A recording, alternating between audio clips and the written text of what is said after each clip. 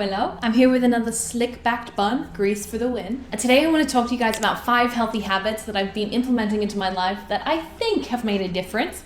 And so I wanted to share them with you, let you know where I'm at, and then maybe you could weigh in and share some healthy habits down below. So the first one, cringe as this may be, I have decided to listen to my body. I know, novel. I have not done that for many, many years, and it has not worked out well for me. So I thought I'd switch the script and listen to my body. What this looks like for me generally is that I've dealt with chronic pain before. I've had many operations on my left hip, and now on my right hip, I am gonna have to have an operation in the future, and it's kind of playing up and it's messing with me. It's making it so it's difficult for me to walk. It's making it so it's difficult for me to go to the gym and do the things that I want to do. And in the past, I would push through that. If I had written a certain workout, there would be no flexibility. I would go do that workout no matter what because no pain, no gain. Oh, that did not look good. In the past, that's what I would have done. And I kind of have been impressing myself recently because my right hip hasn't been feeling great. So instead, I've been adjusting my workouts. And I know that shouldn't be a revolutionary tactic or a revolutionary habit for you to put in your life, but listening to your body makes a difference. I have now been able to gym more consistently because I'm not pushing past that point of pain, and I'm not dreading it as much as I used to because I know that I'm gonna acknowledge my limits, I'm gonna adjust the weights and the workout as I need. If you don't deal with pain, then what listening to your body might look like for you is if you've had a mega rough day at work and you just want to sit down and eat ice cream,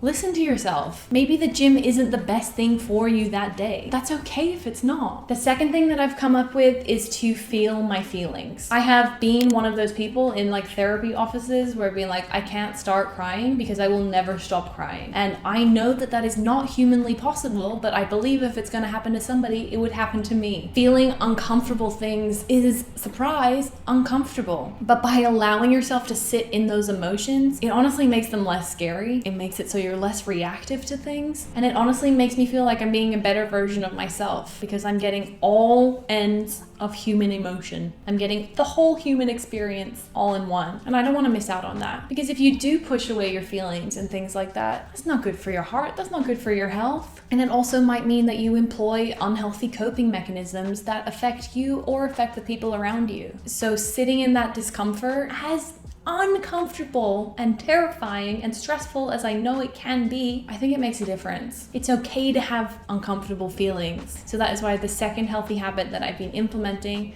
is feeling my feelings. Removing the shame, removing the judgment. Very, very difficult to do. If you can do that, please send more help. Let me know how down below. The third thing that I have been implementing is reading every single day. This might sound like a chore to some of you, and honestly, a couple of weeks ago, it may have sounded like a chore to me, but this has been working really well for me over the last month or so. Like, I've actually read 13 books since July. That is a record for me. That is the most I've ever read in my life. And honestly, I think the main reason that I wasn't reading and doing things before is because I really viewed activities like that as something that I was not deserving of. I thought that I would have to be really, really productive, and I have to have something to show for that. Otherwise, how will people know that I've been productive? So at the end of the day, when I'm stressed out and I may not have something tangible, like for example, I may not have X amount of money, or I may not have a new product that I've been working on. If I don't have some proof that I've been productive, then it doesn't feel like enough. So how can I reward myself with rest and nourish my mind and my body with something that'll help it and make me feel more relaxed if I haven't been productive? And frankly, that's just not the right way of looking at it. No matter what you do throughout the day, you're deserving of doing things that make you feel good, and you're deserving of doing things that nourish your body, that nourish your mind. So every day by reading, I have been saying to myself that I'm going to take the time for myself to recharge, and it's okay for me to rest. It doesn't matter what I've accomplished in the day. I'm not more worthy of rest than somebody else is, and neither are you. So it might not be reading for you, but every single day I want you to find something that recharges you, and you're going to do it because you're deserving of that. You're deserving of rest and love and peace. You don't need to earn it. So that's a healthy habit that you're going to implement.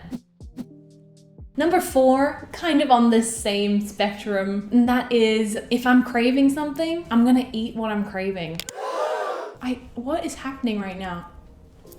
There's been a fair amount of like research on the psychology of cravings and how that interacts with the physiology of nutrition and things like that. And some people say, well, if you're craving something, that means that you're deficient in nutrients. And that could be the case. But really often what happens is if you restrict or you restrain yourself from eating one particular thing, your craving for that particular thing goes way up. If you just have a look here, you can see here they restricted bread, here they restricted chocolate. And what did people crave? What did people want to eat? They wanted to eat bread and chocolate. So a healthy habit that I have been implementing is if I feel like eating chocolate, I'm allowing myself to eat chocolate. And coming from someone who's had a history of eating disorders, in particular bulimia, I honestly think so much of the binging kind of behavior is based on shame and based on a taboo. That's my opinion. I'm sure it's much more complicated than that. But so much of it is, I shouldn't eat that. No, why do I want that? And you shame yourself for wanting nourishment or wanting something that makes you feel good.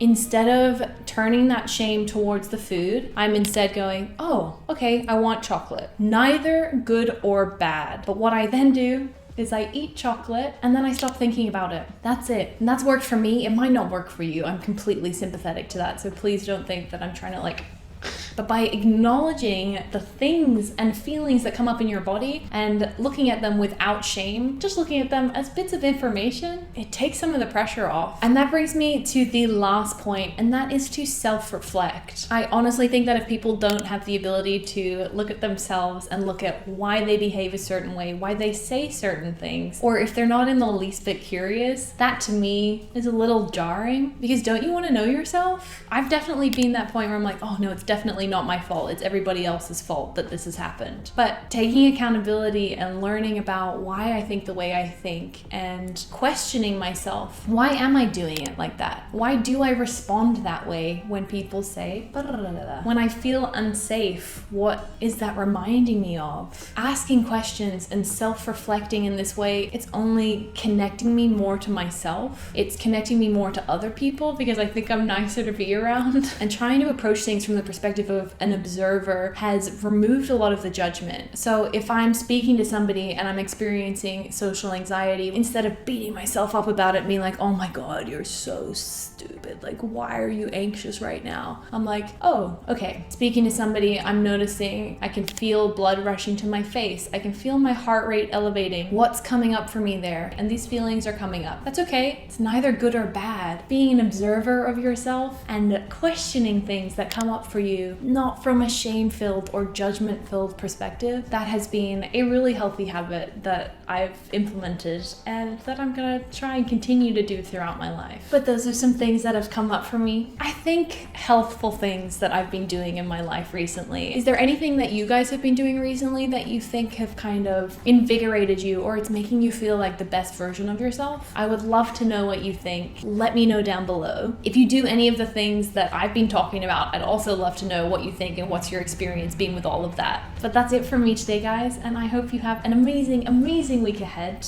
I'm gonna go wash my hair now because as slick as this bun is, she be greasy. I'll see you guys soon. Bye.